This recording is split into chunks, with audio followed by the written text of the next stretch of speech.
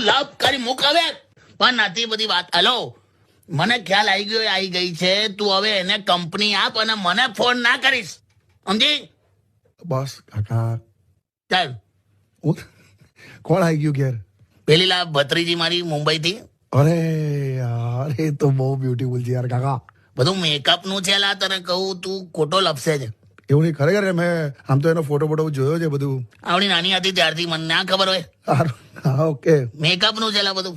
કેટલું કરે છે બોલ. એમ?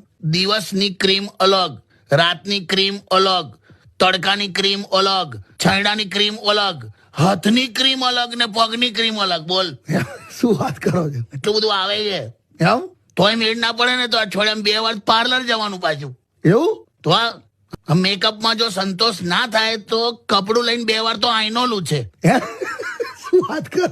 પણ એનું તો નીચું ના જ પડવા દે બધું. ભત્રીજી છે ભાઈ તમારી. એટલે જ કહું છું ને યાર, આ બધા ખર્ચા ના થાય એટલે તો મોબાઈલમાં આટલા ફિલ્ટરો આયા યાર. તોય જાય જ નહીં તારે. આ બાજુ જો પુરુષોને જો શું 5,000 ના બૂટ લઈ આવશે પણ 100 રૂપિયાનું ફેસ વોશ નહીં લે. બોલ, નેચરલ બ્યુટી લા. કરેક્ટ કાકા. તો એક વાત કહું, હા, તમારી ભત્રીજી પણ આમ ઇંગ્લિશ મસ્ત બોલે છે. હા યાર. એ અમુક ગરીબ લોકો હોય ને એની અમે બોલી આવે ને એવું બધું કરે. એમ? ગામડે ગઈ હોય ત્યાં બોલે ને રિક્ષા વાળા અમે બોલે ને એવું. એને અહીંયા લઈ આવે કોર્પોરેટ ઓફિસમાં જો. એવું છે?